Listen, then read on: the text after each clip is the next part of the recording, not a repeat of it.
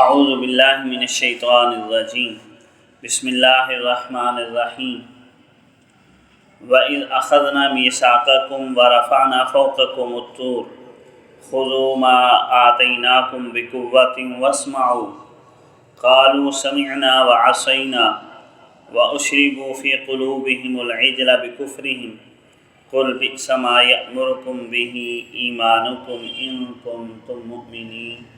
صدق اللہ العظیم۔ محترم معزز سامعین، گزشتہ آیات کے اندر یہ بات بیان کی گئی کہ یہود کو جب ایمان کی دعوت دی جاتی ہے تو آگے سے وہ یوں کہنے لگ جاتے ہیں کہ جو کچھ ہمارے اوپر نازل کیا گیا ہے ہم اس کے اوپر ایمان لائیں گے، اور اس کے علاوہ کا سب کا وہ کفر کرتے ہیں، انکار کرتے ہیں۔ اللہ رب العزت نے فرمایا کہ بھی اس کے علاوہ کا کیوں کفر کرتے ہو؟ تمہارے اوپر جو اتارا گیا اس کو کیوں مانتے ہو؟ اس لیے کہ وہ اللہ کا اتارا ہوا ہے، حق ہے۔ تو جو دوسروں پر اتارا ہوا وہ بھی اللہ رب العزت کا ہی اتارا ہوا ہے اور وہ بھی برحق ہے، اور پھر وہ تمہاری تعلیمات کے ساتھ اتفاق اور اتحاد بھی کرتا ہے، اس کی تصدیق بھی کرتا ہے۔ تو اس وجہ سے فرمایا ایمان لاؤ، کفر نہ کرو۔ دوسرا اللہ رب العزت نے فرمایا کہ تمہارا یہ دعویٰ کہ ہم جو ہمارے اوپر اتارا گیا ہے ہم اس کے اوپر ایمان لاتے ہیں، تو ہمیں یہ دعویٰ بھی تمہارا ٹھیک نہیں ہے۔ تم تو اپنے انبیاء پر بھی ایمان پورا نہیں لائے، انبیاء کو تم نے قتل کیا۔ اور اس کے بعد پھر ایک مثال سمجھائی گئی کہ گزرے ہوئے انبیاء پر یا نبی کی غیر موجودگی میں ایمان لانا تو دور کی بات ہے، نبی کے موجود ہوتے ہوئے تم نے شرک کیا۔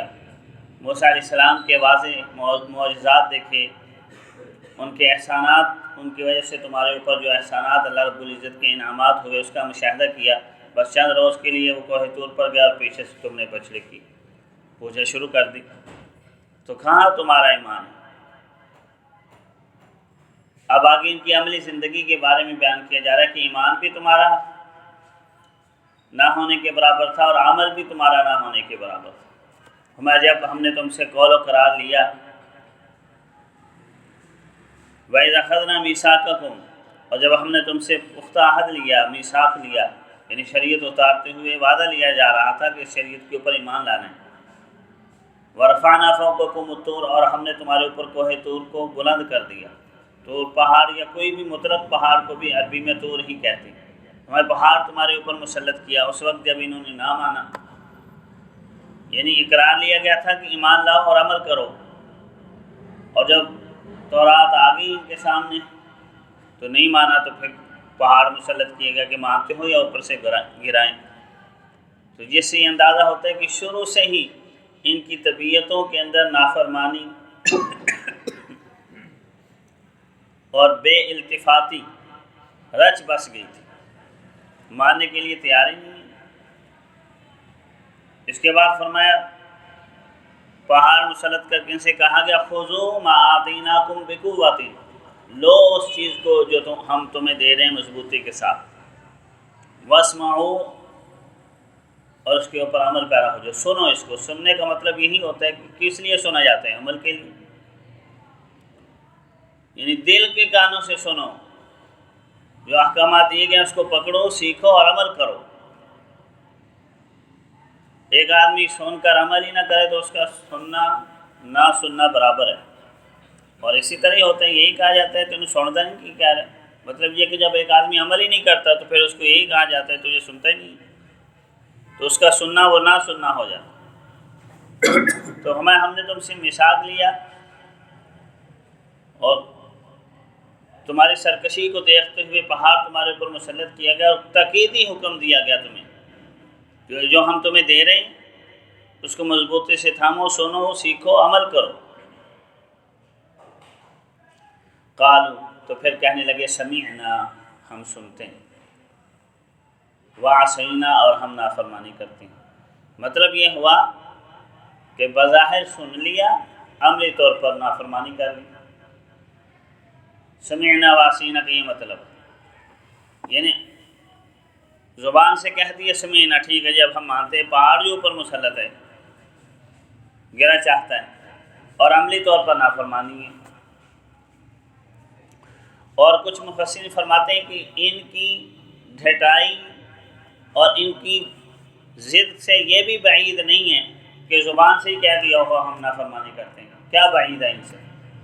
جس طرح کہ گستاخ تھے، بے ادب تھے، بار بار کی نافرمانیاں قانون الہی کو توڑتے تھے، تو ان سے یہ بھی بعید نہیں ہے کہ زبان سے ہی کہہ دیا سمینا و عصینا، ہم نے سنتی ہیں اور ہم نافرمانی کریں گے، ڈھٹائی کر رہے ہیں۔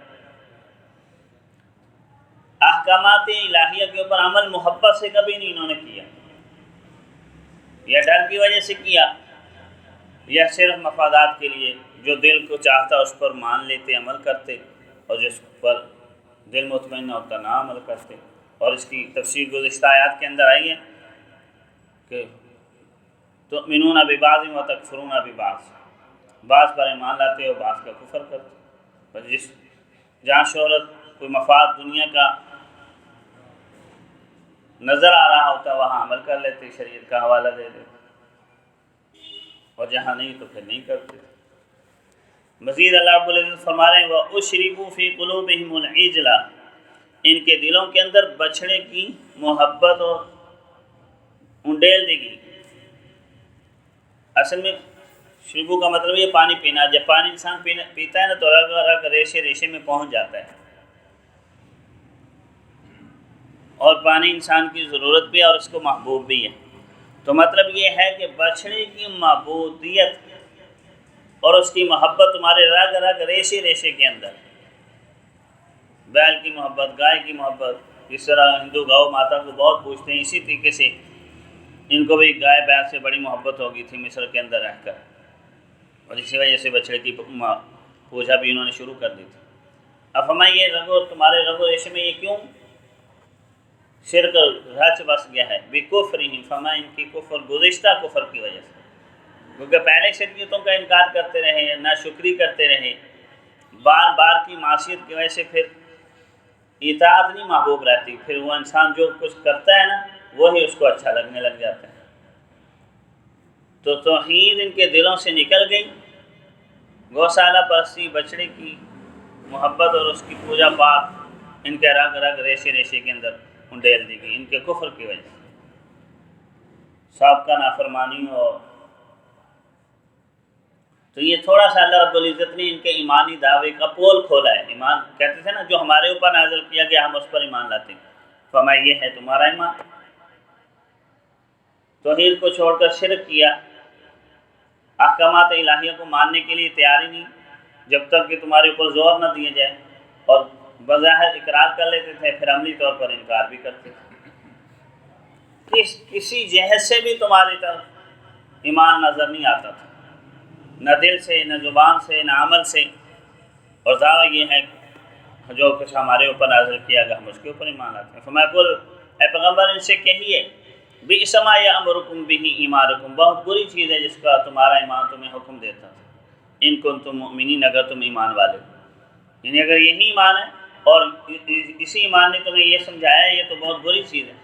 ایمان تو اس چیز کا حکم نہیں دیتا، ایمان تو کہتا ہے اپنے دل و جان سے اللہ اور اس کے پیغمبر کی اطاعت کی جائے، اور اپنے دل و دماغ میں اللہ اور اس کے رسول کی محبت بٹھائی جائے، ان کے احکامات کے آگے سر تسلیم خم کیا جائے، زبان سے اس کی تعریف کی جائے اور عمل سے اس کا اظہار کیا جائے، زبان سے اقرار کر کے عمل سے اس کا اظہار کیا جائے۔ لیکن فرمایا تمہارے ہاں تو کچھ بھی نہیں تھا، اگر یہی تمہارا ایمان ہے یہ تو بہت برا ایمان ہے جو تمہیں اس چیز کا تمہیں حکم دیتا ہے۔ ایمان تو کسی طرف سے بھی ظاہر اور باطن میں نظر ہی نہیں آ رہا تمہارے اندر، تو ان کے ایمان کا یہ پول کھولا گیا ہے، اور ہمیں یہ بات سمجھائی گئی ہے کہ ایمان کا دعویٰ تو آسان ہے لیکن اس کا اظہار مشکل ہے۔ ہم بھی اگر مومن اور مسلم کہلاتے ہیں تو ہمارے دل و دماغ سے، قیل و قال سے، عمل سے ایمانی کلمات اور ایمانی اعمال کا اظہار ہونا چاہیے، پھر ہی اللہ رب العزت کے ہاں انسان محبوب اور اپنے ایمان کے دعوے میں سچا کہلائے گا۔ اللہ رب العزت کی ذات ہمیں سیکھنے، سمجھنے اور عمل پیرا ہونے کی توفیق عطا فرمائے۔ آخر دعوانا الحمدللہ رب العالمین۔